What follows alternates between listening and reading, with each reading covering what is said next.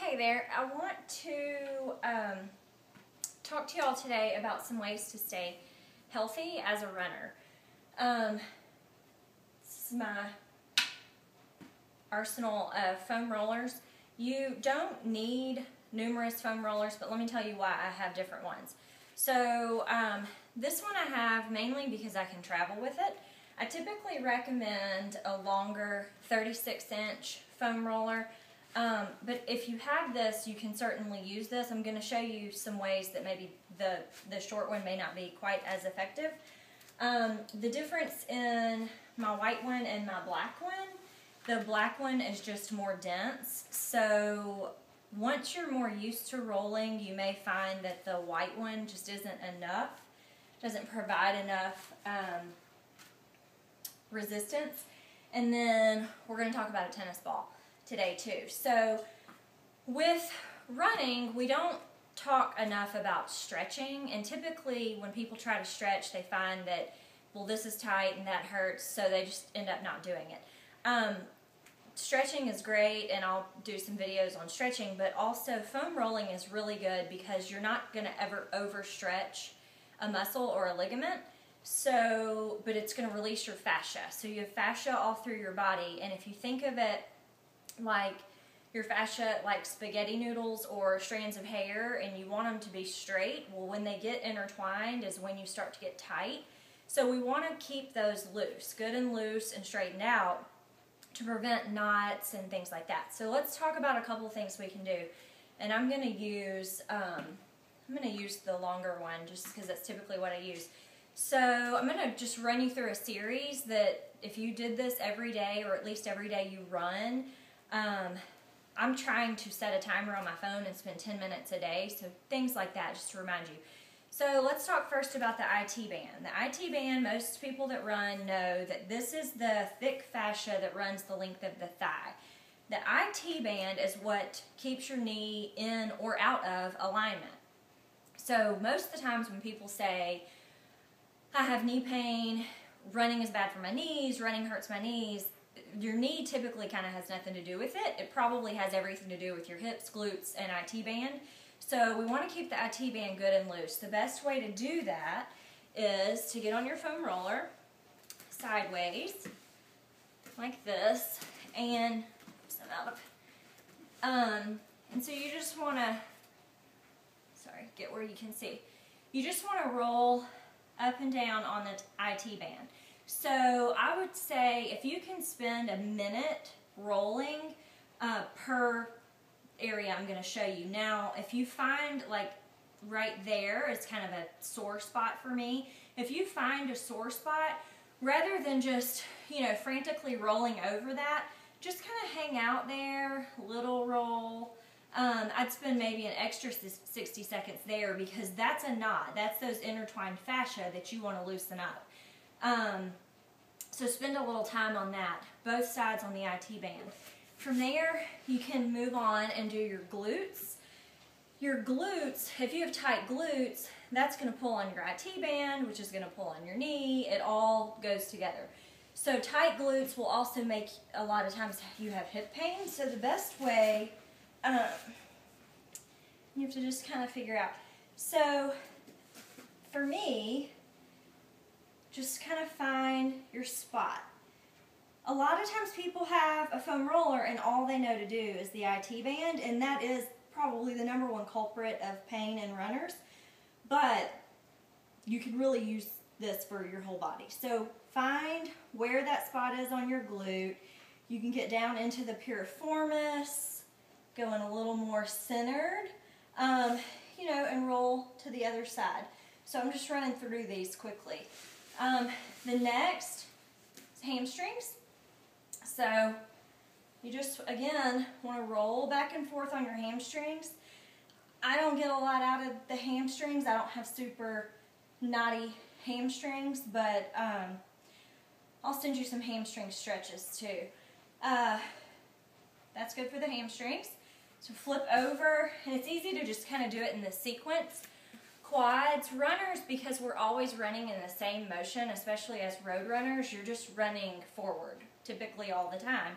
So, you know, it's not uncommon to have really tight muscles, especially quads and hamstrings and the things that are front and back of your body. So the best thing for your quads.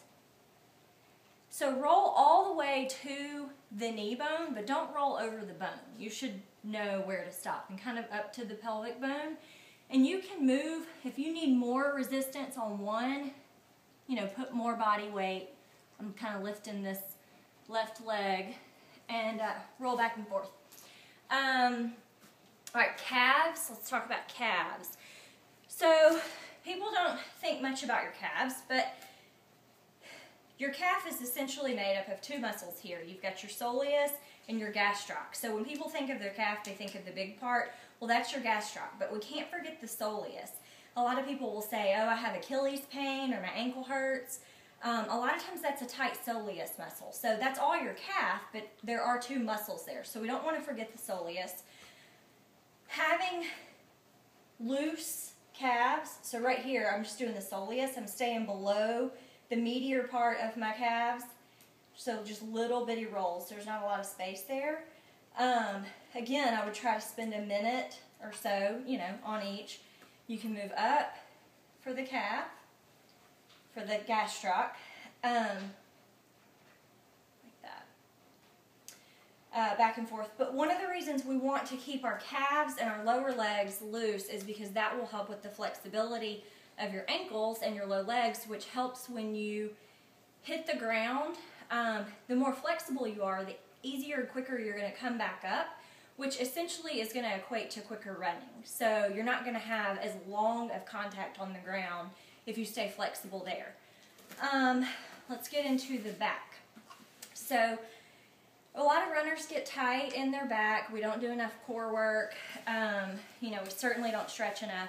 So a good way to get like really in this low back, and I like to put a little more pressure versus you can do it this way, and I probably would do all ways, but I'm really tight through my back, so I just put a lot of pressure on one side.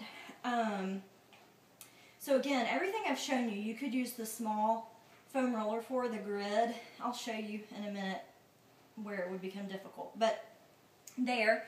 And then take this up for your upper back. Let me move this. So upper back here. Now, if you'll find, if you're tight, you know, if your arms are here, you're probably giving a little resistance with your shoulder blades. So I like to pull my arms in so you can round the back a little and really get into what's tight. Here's the one reason I like to have a long roller also is because you can lay on it with the length of your body and roll side to side, and this is a good way to really get on the shoulder blades.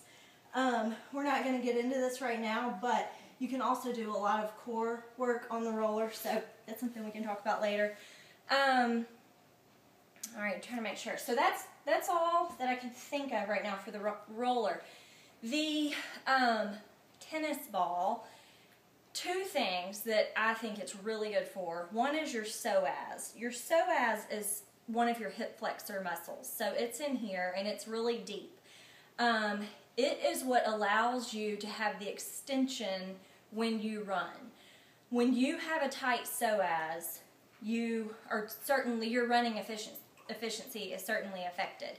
So the best way I have found to get into my psoas, outside of like a deep massage, is I get this tennis ball and you're just going to lay on it. So it's about probably 2 inches over, 1 to 2 inches over from your belly button. And you'll know it when you find it. And you can kind of just move your body around on it.